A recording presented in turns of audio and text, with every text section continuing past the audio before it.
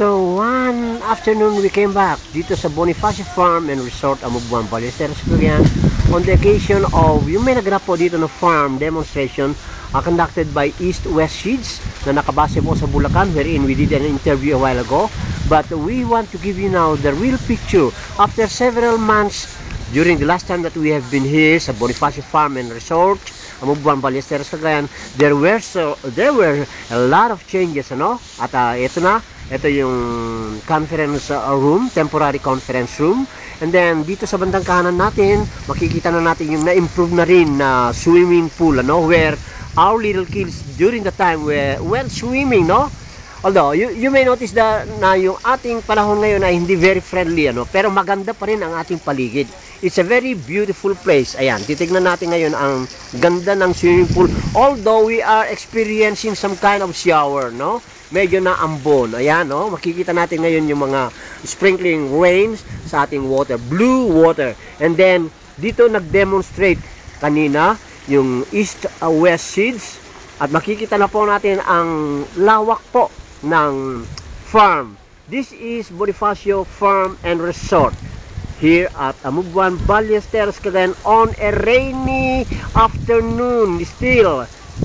Very nice. Makikita natin yung mga vegetables. Kanina may mga nag-harvest. May visitors coming from Bukig National Agricultural School, and we did interview kanina rin ang isang teacher na kasama ng mga estudyante na kasali po dun sa farm demonstration. Again, I repeat, on a very cool afternoon dito sa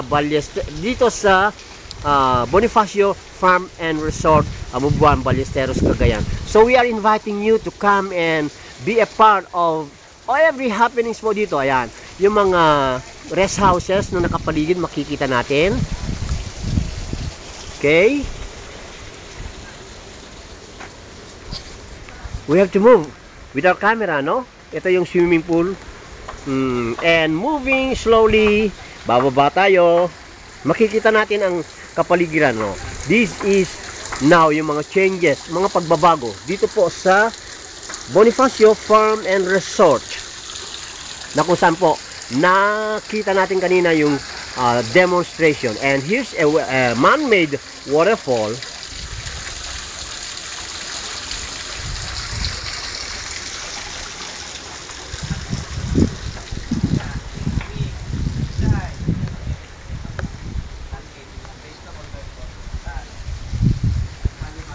So patuloy po tayo ng pag-pick up ng mga scenarios. Magagandang scenes, magagandang tanawin po dito sa Bonifacio Farm and Resort.